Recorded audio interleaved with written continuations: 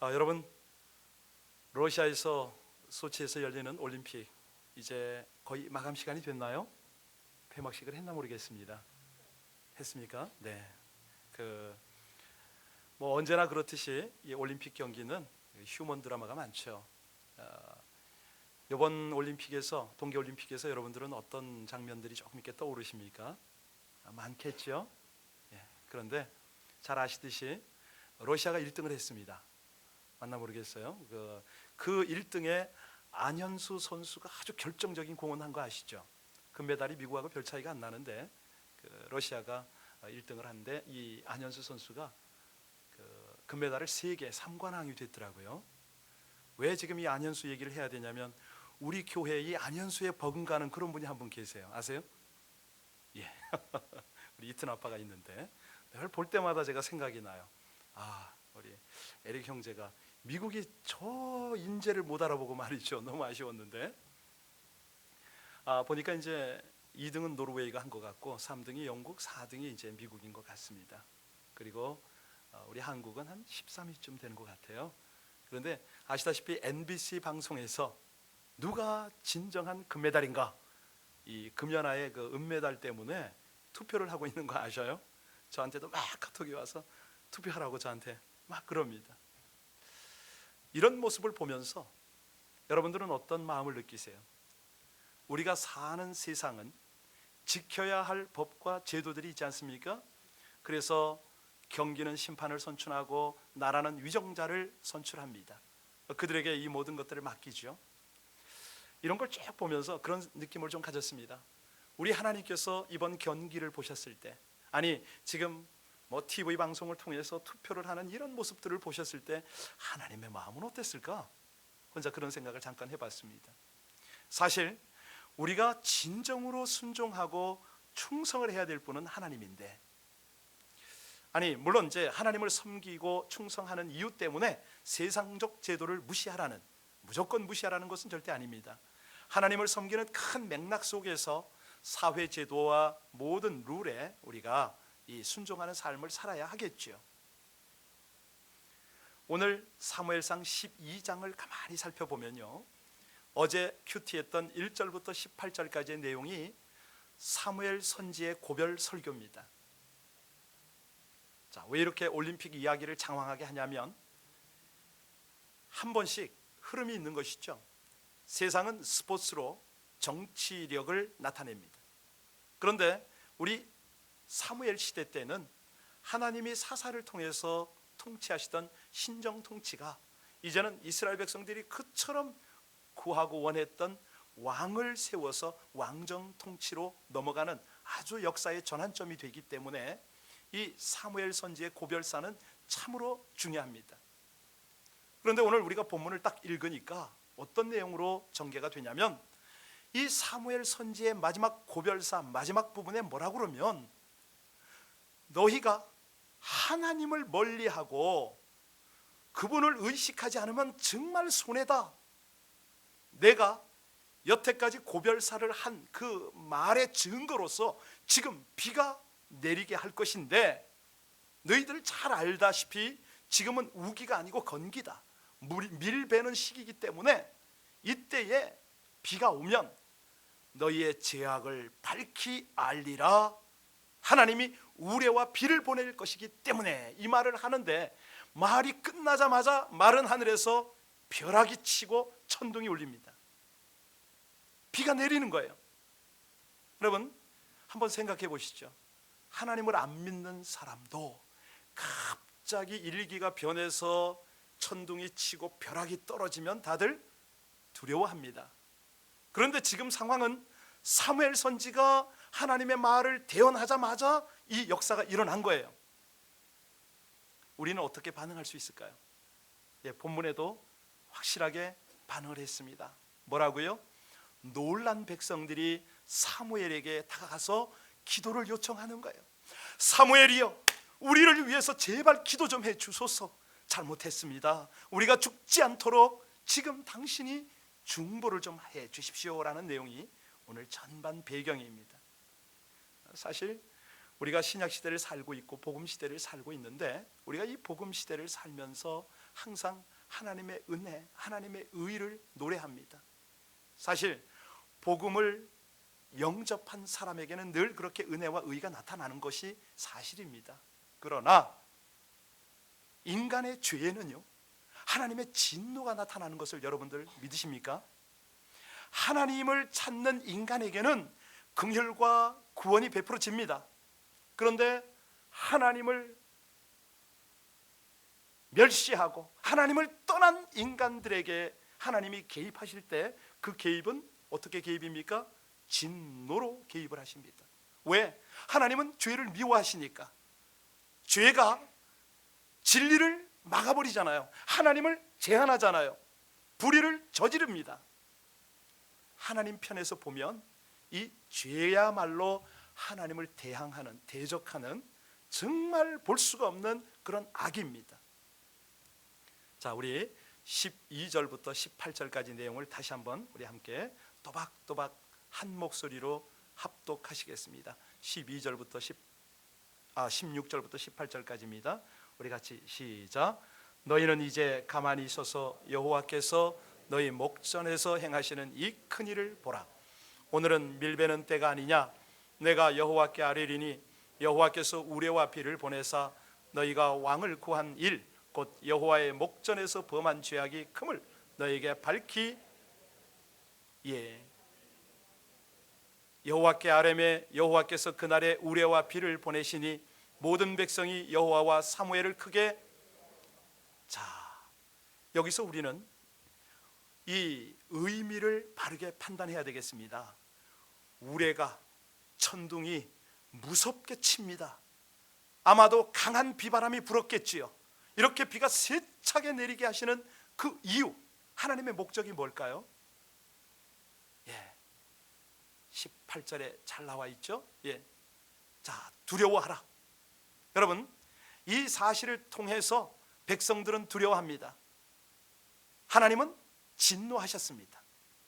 죄에 대해서 지금 하나님이 진노하는 모습을 보여주고 계신데 왜 진노를 통해서 두려워하게 할까요? 사실은 이런 어떤 자극이 없으면 우리들의 삶을 점검할 수가 없기 때문이 아니겠습니까? 여러분, 죄란 뭘까요? 남을 속이는 거? 남을 미워하는 거? 죄지요.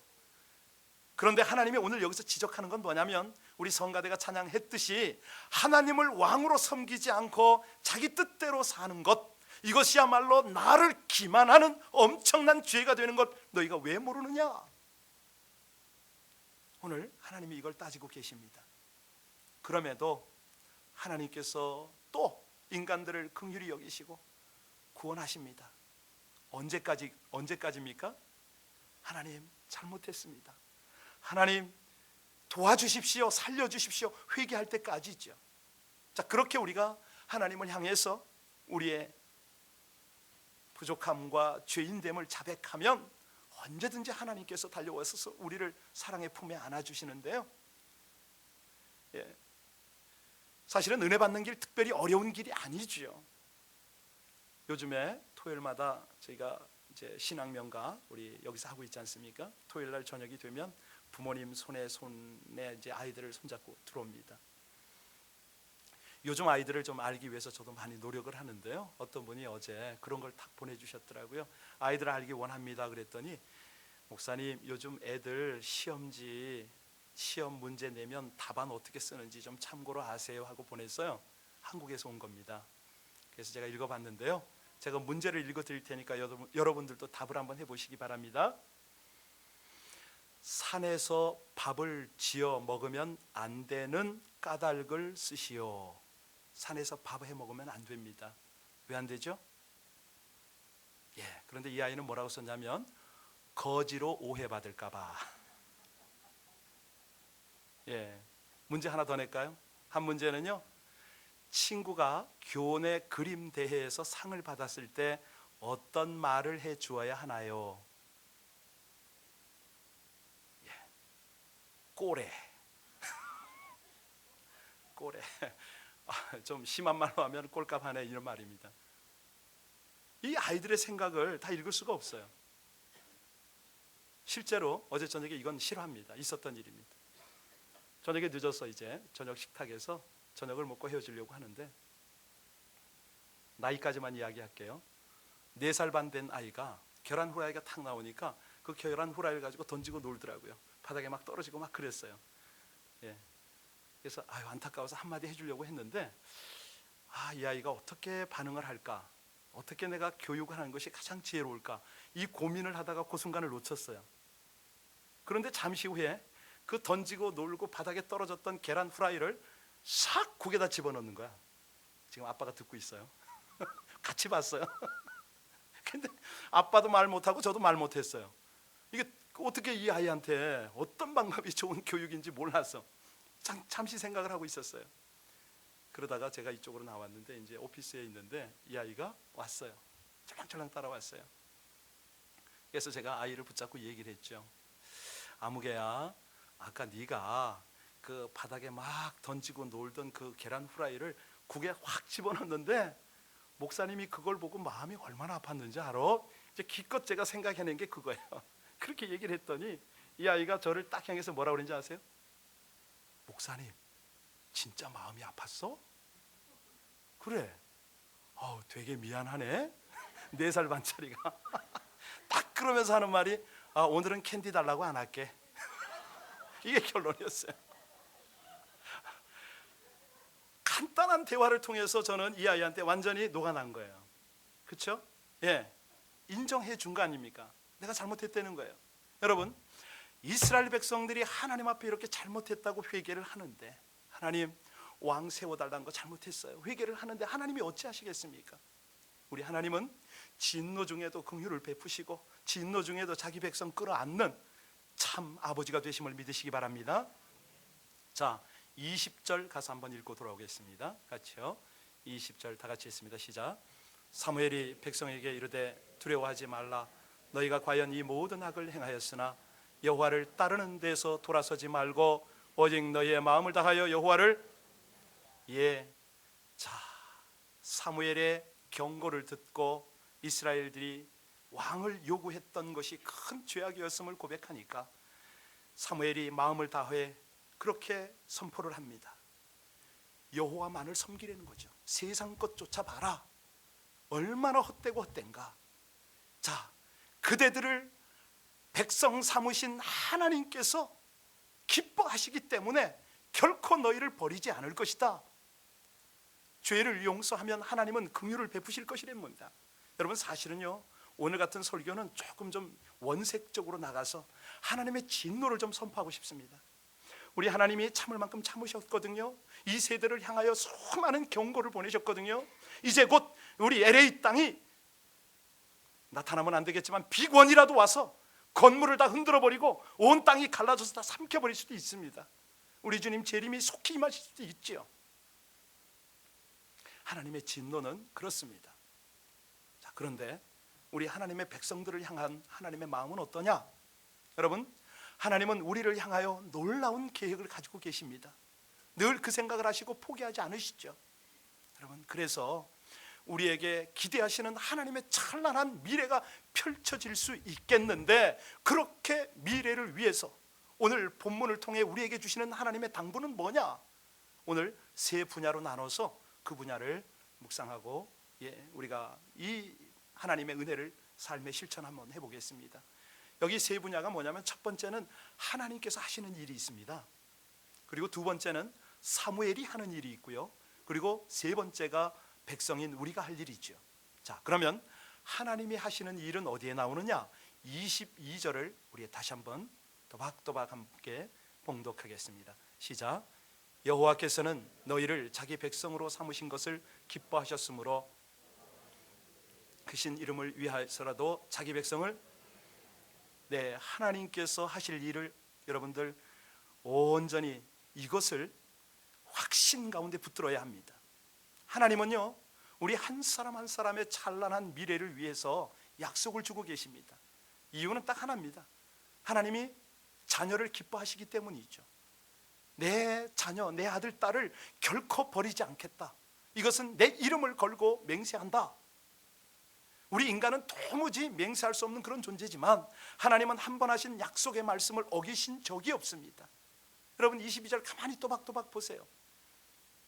너희로 내 백성 삼은 것을 내가 기뻐하지 않느냐? 내 크신 이름으로 기억하겠다.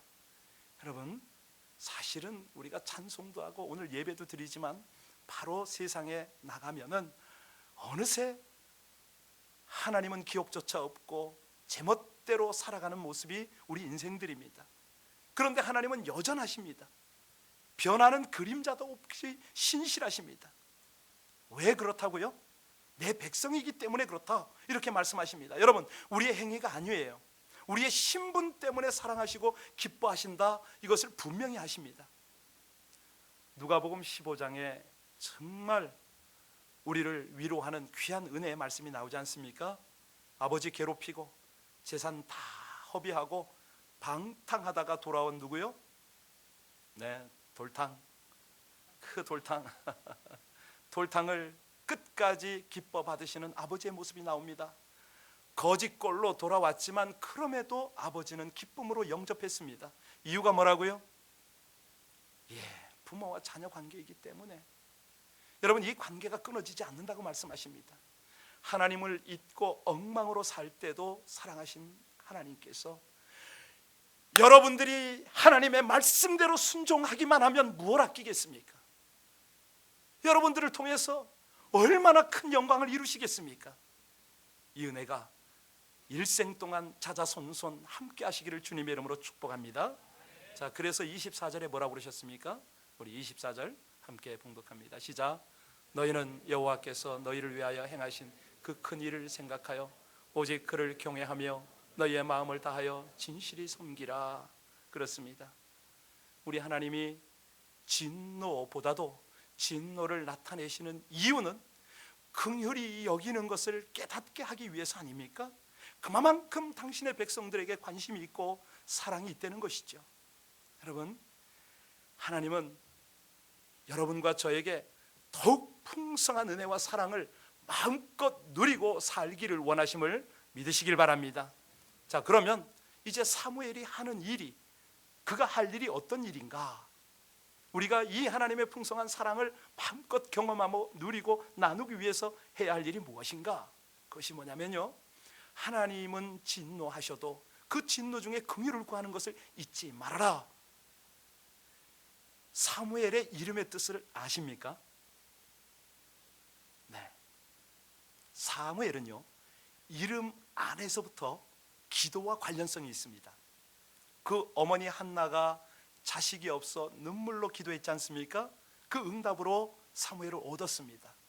그리고 그 한나는 아들의 이름을 사무엘이라 지었는데 그 뜻이 뭐냐면 사무엘상 1장 20절에 말씀합니다. 한나가 잉태하고 때가 이름에 아들을 낳아 사무엘이라 이름하였으니 이는 내가 여호와께 그를 구하였다 함이더라. 한나에게 하나님이 구원을 베푼 증거가 사무엘이고 기도의 응답이 바로 이 사무엘이다, 이런 뜻 아니겠습니까? 한나는 하나님께 감사를 드렸죠. 그리고 사무엘이 평생 동안 기도하는 사람이 되었으면 좋겠다라는 의미에서 이름을 사무엘이라 이렇게 지은 것입니다. 이름 그대로 됐습니다. 어린 시절부터 성전에서 기도하며 자랐지 않습니까? 하나님의 음성을 들었지 않습니까? 뿐만 아니라 지금 숨지는 순간까지 일평생 기도하고 있습니다. 그가요 사사로, 당시 이제 재판관이고 백성의 지도자죠, 취임할 때 어떻게 시작했는지 여러분은 잘 아십니다. 지난번 7장에 보셨죠? 거기 보면 사사로 취임하면서 그가 어떤 대회를 개최합니까? 그렇죠, 미스바 성회를 개최를 했습니다. 무엇보다도 먼저 기도로 시작을 한 것입니다. 요즘식으로 표현하면 이 사무엘의 리더십은 기도의 리더십이었던 것이죠. 그런데 하나님 앞에 온 백성을 모아서 기도의 단을 쌓고 있는 그 순간 이때다 하고 블레셋이 쳐들어왔지 않습니까? 그 많은 대군들 어떻게 됐습니까? 완전히 격퇴하고 승리하는 복을 받았습니다. 이유는요, 기도의 결과였죠. 결과는요, 이스라엘은 태평성대를 계속 이룹니다. 그러다가 어느덧 세월은 흘러서 그가 은퇴할 때가 된 것이 오늘 본문입니다. 그 행한 퇴임 연설이 오늘 12장에 우리가 쭉 기록을 보고 있는데요. 자, 이 마지막 이제 자기의 역할이 끝나는 사무엘, 백성들에게 신신당부하고 싶은 간절한 그런 부담이 있지 않습니까? 무슨 말로 이 백성에게 마지막을 당부해야 되는가, 어떤 어록을 남겨야 되는가, 이런 것이 있잖아요. 다시 한번 지적을 해줍니다. 그 백성들이 하나님을 멀리하고 세속적인 욕심으로 인간 왕을 구했지만 이거야말로 너희가 죄를 얻은 것이다 지적을 합니다. 이제 너희들 부탁대로 사울이 왕으로 세워졌지만 이제라도 인간 왕 의지하지 말고 하나님 경외하면서 살아라. 그러면서 동시에 경고도 합니다. 만약 하나님을 배반하고 그 말씀을 거역하면 하나님의 진노가 임할 것이다. 엄중하게 경고한 것이 바로 16절에서 18절까지의 내용입니다. 그 증표로서 하나님은 사무엘이 선포한 그대로 행하셨죠. 자, 그랬더니 여러분 보세요. 우리 LA 살면서도 어쩌다 한 번씩 그냥 그 마른 하늘에 천둥 칠 때가 있지 않습니까? 지금 이 장면은요, 우르릉 쾅쾅쾅쾅 하면서 그냥 쉼 없이 천둥 소리는 울리죠. 번개는 여기저기 번쩍번쩍 치죠. 큰 비는 오죠. 이때는 완전 건기라고 그랬지 않습니까? 추수할 때라 비가 오지 않는 상황인데 이런 장면을 봅니다. 왜 하나님께서 이런 걸 연출하실까요? 이 사무엘의 은퇴 기념식을 해주는 겁니까? 여기 백성들은요, 사무엘의 기도로 지금까지 평안해 온 것을 이제 다시 한번 새삼스럽게 깨닫습니다. 잘 알고 있었지만 다시 한번 확인하는 것입니다. 그리고 여러분과 제가 읽었던 그 내용으로 부탁을 한 거죠. 자, 그 부탁을 받은 사무엘이 뭐라고 대답하는가? 23절을 다 같이 읽겠습니다. 자, 23절입니다. 시작. 나는 너희를 위하여 기도하기를 쉬는 죄를 여호와 앞에 결단코 범하지 아니하고 선하고 의로운 길을 너희에게. 여러분 여기서 이제 우리가 중요한 것을 하나 도전받아야 되는데요. 자, 기도하는 것이 순종입니다. 그런데 기도하기를 쉬는 것은 뭐라고요? 죄다. 이걸 보면서 이 사무엘이 도전이 되지 않습니까? 자기를 위해서 기도하는 것이 아니고 백성들을 위해서 기도하지 않은 것을 자신의 죄로 여겼다는 것 아닙니까? 흔히 하지 말라는 명령을 어기면, 즉 범하는 것이 있다면 이 커미션, 이걸 죄로 우리가 인식을 하는데요. 예를 들어서 거짓말하지 말라 했는데 거짓말했다, 이걸 죄라고 생각하죠. 맞습니다. 그런데 우리의 죄 인식 가운데 오늘 본문을 통해서 조금 더 철저하게 깨닫기를 원하는 것은 하라, 이 긍정적 명령을 하지 않는 것, 즉 이 간과한 거 있지 않습니까? 오미션, 이것 역시 죄다, 이걸 분명히 하고 있습니다. 오늘 이 구원의 은혜를 입은 사무엘이 하는 일을 좀 자세히 보십시오. 사무엘은요, 백성들을 위해서 기도하기를 쉬는 죄를 결코 범하지 않겠다, 이렇게 말합니다. 얼마나 놀라운 중보의 선언입니까? 사실 이 말씀을 묵상하면서 김 목사야, 너 이 설교할 자신 있어? 라는 하나님의 음성이 들리는 거예요. 얼마나 마음이 찔리는지 몰라요. 나름대로 하느라고 합니다. 새벽마다 합니다. 그런데도 사무엘만큼 이렇게 당당하게 할 수는 없는 것이 제 자신입니다. 여러분들은 어떠십니까? 자신의 기도 급급하십니까? 아니면 가족, 자녀, 부모, 친지, 우리 공동체를 위해서 그렇게 기도하십니까? 여러분, 사무엘은요, 계속해서 여기서 멈추는 것이 아니라 한 걸음 더 나갔습니다. 선하고 의로운 길로 너희를 가르치겠다. 이게 무슨 뜻인지 아시죠? 의로운 도로 너희를 가르치겠다, 이 말의 뜻은요, 내가 삶의 모범을 보이겠다, 이 말이 여기 포함되어 있습니다. 말로만 하는 게 아니라, 설교만 하는 것이 아니라 실제 삶으로 여러분에게 본이 되겠습니다, 이 선포를 하고 있는 것이죠. 우리 19절부터 21절까지를 다시 한번 읽겠는데요, 이 사무엘의 말에 도전을 받은 이스라엘 백성들, 지금은요, 여러분들이 이 글을 읽으면서는 어떤 장면을 연상하셔야 되냐면 우레소리가 들리고 비가 세차게 내리는 그 속에서 지금 이 글을 우리 읽어야 됩니다. 19절부터 21절까지 시작.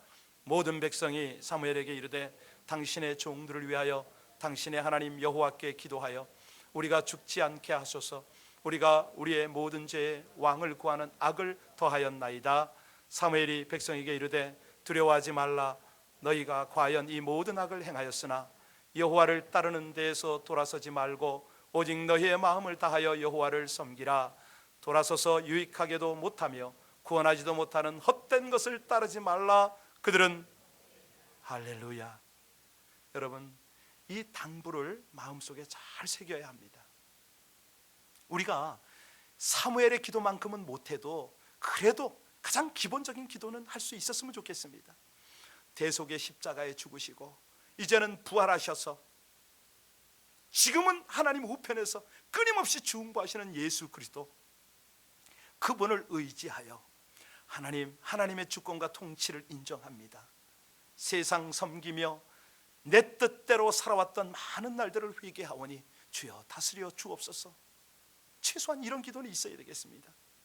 여기 우리 주님께서, 우리 예수께서 모든 진노를 한 몸에 담당하시고 십자가에 못 박히셨지 않습니까? 그래서 우리는 그분을 통해서 죄 용서받고 구원을 온전케 이루었습니다. 여러분, 지금 오늘 사무엘이요 그 빗속에서 이스라엘 백성들에게 하나님의 뜻을 전하는 장면 묵상하고 계시죠? 아마도 머리부터 빗물이 흘러내려서 눈으로 입으로 타고 흘러 들어갔을지도 모릅니다. 얼마나 두려웠겠습니까? 얼마나 처참합니까? 그때 뭐라고 그럽니까? 너희는 이제 두려워하지 말고 헛된 것을 따르던 삶에서 돌아서서 하나님을 섬기라, 이 말씀을 합니다. 회개하는 여러분과 저에게 오늘 동일한 말씀을 하십니다. 내가 너희를 용서하니 이전의 삶에서 돌아서고 이제는 하나님을 경외하고 통치를 받을지어다. 그 말씀이 바로 24절입니다. 우리 구원받은 백성들이 해야 할 일, 24절에 나오고 있는데요. 자, 어떻게 우리가 온전히 하나님을 경외하며 진실한 삶을 살 수 있을까?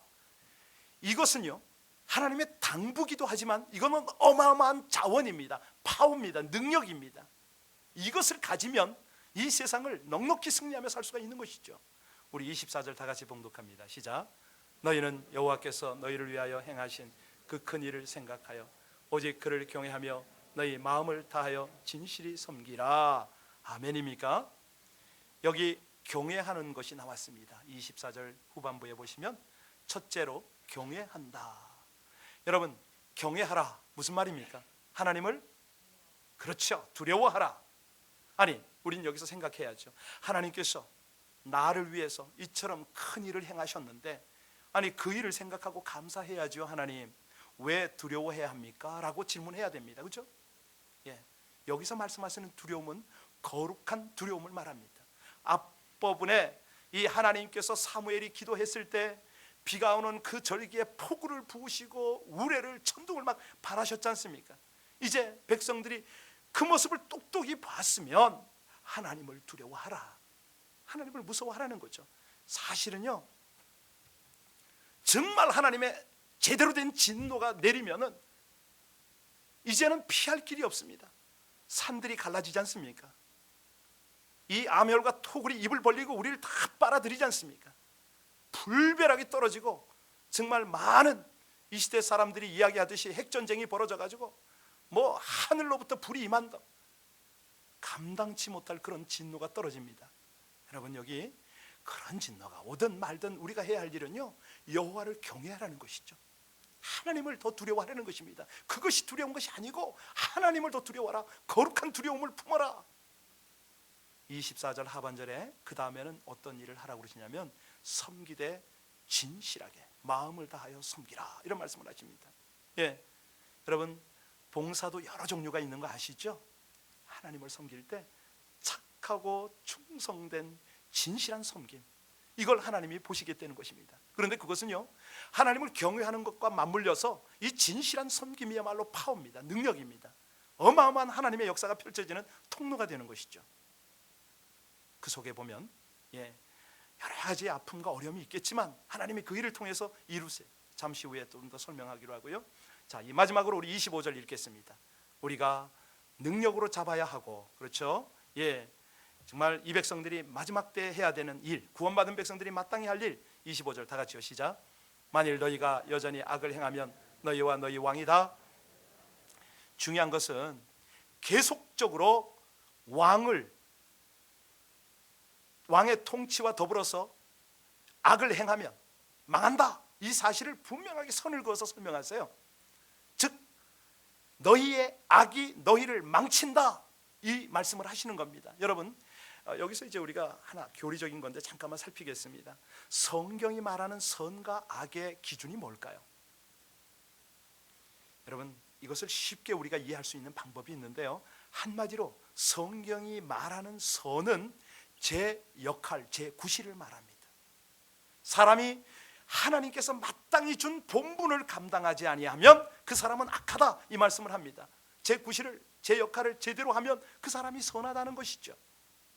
신자가 신자 구실을 하면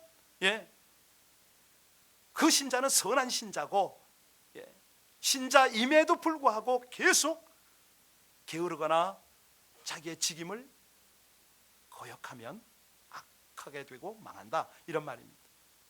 한번 이런 경우를 한번 말씀드리겠습니다. 이번에 TD를 갔을 때 그 장권사님이라고 한 분이 나오셔서 그런 간증을 하시더라고요. 이 환경인데, 주변 환경이 어려울 때 제가 만난 하나님, 제가 믿는 하나님, 저를 다스린 하나님을 소개하는 그런 간증이었어요. 아들 이야기를 합디다. 아들이 이제 고등학교 10학년을 가는데 중고등학교 때 아주 성적이 출중했답니다. 너무 성적이 좋고 그래서 이제 아이비리그도 내다보고 또 교회에서도 기타도 치고 아주 봉사를 잘하기 때문에 기대가 있었다는 거죠. 집에 돌아오면 학교 친구, 특별히 여자친구가 무수히 전화가 걸려왔어요. 남자친구, 여자친구들에게 그렇게 인기가 있었답니다. 그러다가 어느 날부터인가 이상하게 전화가 끊어지기 시작하고요, 점점 아이는 피곤하다, 눕기 시작했습니다. 방에 머물더니 친구들하고 뭐 더 이상 연락도 안 되고, 몸은 점점 아프다 그러고, 무기력하고 어울리지 않고 공부를 안 하고 성적은 바닥을 치고, 도저히 있을 수 없는 일이 벌어진 거예요. 아이를 다각도로 진찰도 받아봤지요. 그리고 카운슬러도 하고 다 했습니다. 그런데도 얘가 돌아오지 않으니까, 자, 이게 무슨 공황증인가, 어떻게 하다가 나중에는 최종적으로 이 아이를 한국에 데려간 거예요. 그 한국 가서 이 아이를 회복할 수 있으리라는 그 기대 때문에. 그리고 가족들끼리 친밀한 관계를 회복하려고 어느 야외에 가서 징검다리를 건넜답니다. 그런데 징검다리를 두세 개 건너던 그 아들이 엄마 무서워하고 거기를 못 가더래요. 그 바닥에 빠져봐야 무릎도 안 오는 그 물 깊이인데 이 아이가 징검다리를 못 건너고 둘둘둘둘 떨면서 엄마 무서워하는데 회복은커녕 이 아이 이러다가 완전히 망치겠구나, 주여 저는 어쩌면 좋습니까? 아들을 똑바로 쳐다보지 못하고 뒤로 돌아서서 펑펑 울었답니다. 엄마가 아들에게 그 눈물을 보여주지 않으려고 눈물을 닦으려고 하는데 계속 그렇게 울었다는 거예요. 하나님, 그렇게 기도해도 한국까지 데려와도 안 고쳐집니까? 결국은 온 가족이 이 쓰라린 마음을 안고서 미국으로 다시 돌아왔어요. 돌아오자마자 이게 웬 날벼락입니까? 이 아들이 엄마 이제는 눈도 안 보여, 눈이 안 보여. 아니 이제 10살 된 아들이 그러니까 이 부모의 마음이 갈갈이 찢어졌겠죠. 얘야 운동해야 돼, 막 밀치기도 하고 별 하여튼 모든 격려, 수단, 짜증, 원망 별걸 다 한 거예요. 그런데 눈이 안 보여, 눈이 안 보여. 그때부터 머리가 아프기 시작했고 나중에는 급기야 이 아들을 데리고 병원을 갔는데 이게 웬일입니까? 뇌 속에 종양이 있었던 거예요. 아무도 몰랐습니다. 아무도. 결국 그 마지막 진단에 가서 종양 때문에 이 아이가 그렇게 무기력해지고 인간관계며 모든 기대가 다 무너지는 것을 몰랐던 거죠. 진단을 딱 확인한 다음에 엄마가 어떻게 반응했겠습니까? 그렇게 울은 거예요. 온 교회 기도 제목을 내놓고 아들한테 미안한 마음, 하나님께 죄송한 마음, 이걸 진작 좀 진단을 해서 진작 바르게 병명을 알았더라면 서로 오해하지 않았을 텐데, 엄마는 아들에 대한 죄책감이 그냥 완전히 사로잡히는 거예요. 계속 눈물만 흘리는 거죠. 아니 저렇게 뇌 속에 종양이 뇌를 눌러서 몸에 힘이 빠지고 앞이 안 보이고 몸이 무기력했는데, 그걸 모르고 너 운동 부족이야, 너 왜 이렇게 게을러, 너 여기서 왜 못 일어나, 얼마나 야단치고 별 협박과 회유를 한 것이 가슴에 한처럼 밀려온 것이었어요. 예. 여러분, 이 장면을 한번 우리 상황으로 한번 받아볼까요? 우리가 뭐 이거보다 더 어려운 분도 계시겠지만, 물론 뭐 이런 거는 남의 일이라고 치부할 수도 있습니다. 그런데 저는 그 아들의 마음이 어땠을까? 이 아들이요, 온 교회의 금식기도와 함께 수많은 신방과 기도를 통해서 아주 좋아졌다고 그래요. 근데 그거는 1차 수술이었어요. 2차에 재발을 한 거예요. 다 나았다고 이제 뭐 할렐루야 영광을 돌렸는데, 지금은 3차, 4차 수술을 하고 있습니다. 여러분들, 이 상황에서 여러분들은 어떤 생각을 할 거예요? 여기서 저는 그 간증을 쭉 들으면서 그런 느낌이 오더라고요. 그렇습니다. 하나님, 엄마가 아들의 마음을 알아가고 아들이 부모의 마음을 알아가는 과정을 주신 것을 진심으로 감사합니다. 저도 그냥 그 이야기를 듣는데 계속 가슴이 짠해요. 어머니는 계속 울면서 그 간증을 하더라고요. 중요한 것은요, 우리가 이런 어떤 삶의 고난과 어려움을 통해서 하나님의 마음을 알아가는 것이 중요하지 않습니까? 예. 자신의 판단, 자신의 경험을 앞세우는 것 아니지요. 하나님께서 어떻게 지금 이 상황을 보고 계신가, 이걸 우리가 분명히 알아야 되고요. 하나님께서 그럼에도 불구하고 당신의 자녀들을 기뻐하시고 구원으로 이끌어 가시는 그 여정들을 우리가 조금이라도 헤아릴 수가 있다면,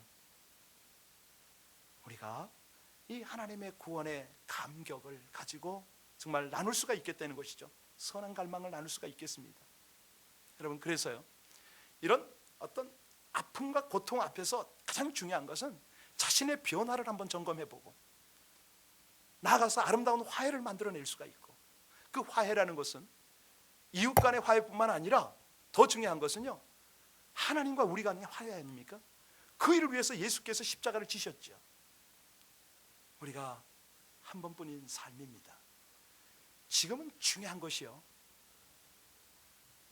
정말 하나님의 지혜를 구해야 되고 영적인 예민함과 더불어서 하나님 앞에 온전히 돌아가는 그 삶의 자세가 너무너무 중요한 거예요. 우리는 도입 부분에 그런 위로의 메시지를 받았습니다. 하나님은 우리를 구원해서 그분 백성 삼으신 것을 기뻐합니다. 위로가 됐습니까? 그렇다면 지금 성령님과 예수님을 통해서 끊임없이 우리를 이끌어 주시는 그 하나님의 은혜를 우리가 조금이라도 느끼고 감사한다면, 이제는 좀 심각하고 자극적인 메시지를 들으셔야 할 차례입니다. 여러분, 우리가요, 지금은요, 탕자의 심정으로 하나님께 돌아가야 할 때입니다.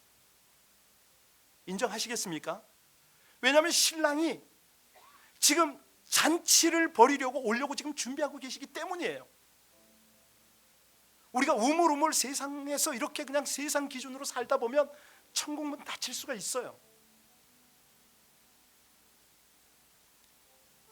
노아의 방주 이야기가 그 당시 이야기라고요? 저는 아니라고 생각합니다. 이 시대 똑같이 적용이 됩니다.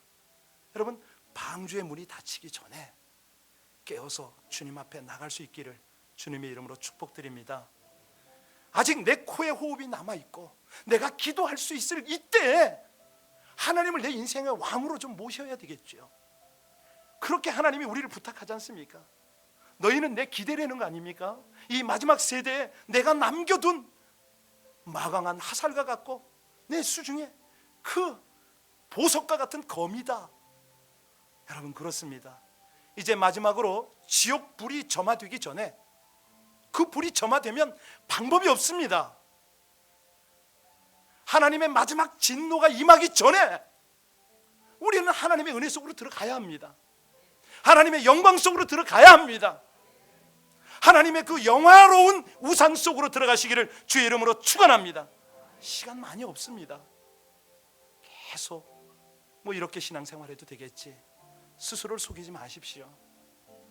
계속 내가 물질이 내 왕인데도, 세상이 나의 왕인데도, 체면이 나의 왕인데도 하나님이 나의 왕입니다라고 자신을 속이지 마십시오. 하나님은 여러분의 왕이 되고 싶어 하십니다. 진노 중에도 긍휼을 베푸시고 구원을 베푸시는 그 하나님을 우리는 더 이상 욕되게 해서는 안 됩니다. 여러분, 오늘 함께 우리가 그런 기도가 좀 있었으면 좋겠어요. 하나님의 주권, 하나님의 통치, 하나님의 영광, 하나님의 그 은혜를 인정합니다. 인정할 뿐만 아니라 순복합니다. 늘 그 은혜 가운데 거하는 제 삶이 되게 하여 주옵소서. 우리 가정이 되게 하시고, 우리 일터가 되게 하시고, 우리 공동체가 오직 하나님의 통치를 받게 하여 주옵소서. 하나님, 이 은혜가 우리 자자손손에게 이어지게 하여 주옵소서. 우리 간절한 마음으로 오늘 말씀 생각하며 함께 합심으로 기도하겠습니다.